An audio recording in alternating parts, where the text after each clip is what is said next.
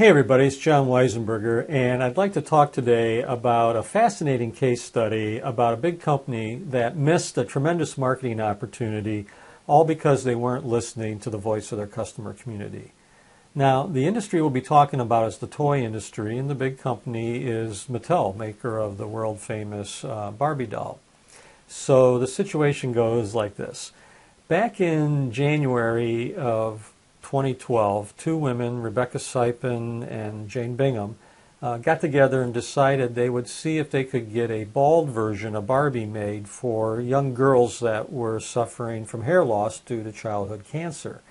And they decided the way to do this would be to create a Facebook fan page to see if they could get enough social community support that they could influence Mattel's decision whether or not to make a bald version of Barbie. So what was incredible is within about 3 weeks of putting this Facebook page up, they had gotten over 100,000 likes on their Facebook page, and over 450 media outlets around the world picked up their story and were writing about their cause of getting this bald version of Barbie made. Now, let me ask you, what would you have done right now if you were Mattel? Would you have known about this social media campaign? Would you have been doing social media monitoring where you would know that a Facebook page had been built about your product and was now going viral? And what would you have done about it if 150,000 people in your marketplace said, if you build something special for us, we'll buy it from you? Well, let me tell you what Mattel did. They did absolutely nothing. In fact, they remained silent throughout the whole first month of this growing social community movement. And it's amazing that they just essentially ignored it, the whole thing. So what do you think happened? Well, Mattel's biggest competitor, MGA Entertainment, stepped up, came forward and said, hey, we'd be happy to build a bald version of our product.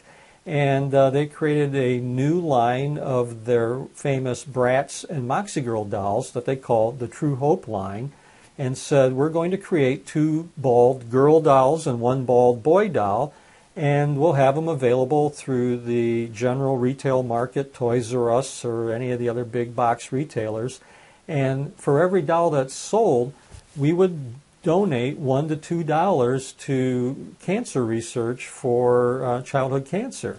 So they came forward and filled the void that was caused by the silence of Mattel not acknowledging this growing viral social media Facebook fan community, right? So at this point, about 6 weeks had gone by or so, and finally Mattel came out and made a statement. And guess what their statement was?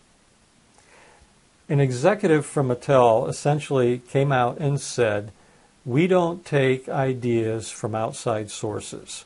So essentially they thumbed their nose at the whole Bald and Beautiful Barbie social community and said, we're the big company, we know what's best, and we don't take ideas from anyone outside the company.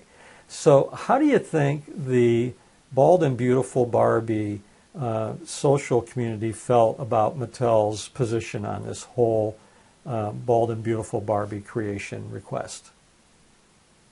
Now, flash forward some 4 months later, around April of 2012, and after all the negative publicity surrounding their failure to acknowledge this growing social movement, Mattel finally announced their decision to make 10,000 special Friend of Barbie dolls, and that they would make these dolls available to children's hospitals, but not to the general public through their normal retail channels.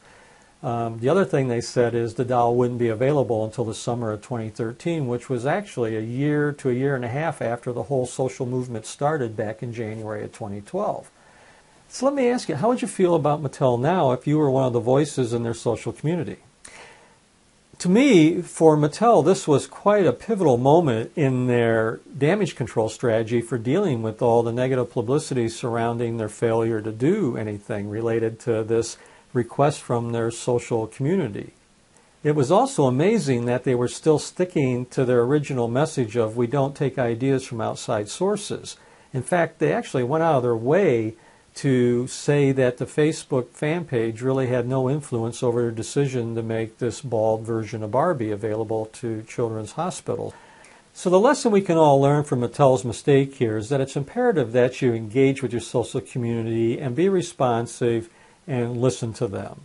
Mattel failed to do that, and because when they did, they gave it a minimal effort and gave no credit to the community for helping them see the errors of their way. I think they made a very bad move, so that's why I call this case study Bad Move Barbie. But if you like this case study and you would like to hear more like it, come on over to my Voice of the Community website at johnweisenberger.com, or feel free to connect with me and come hang out at Google+. So until then, we'll see you next time.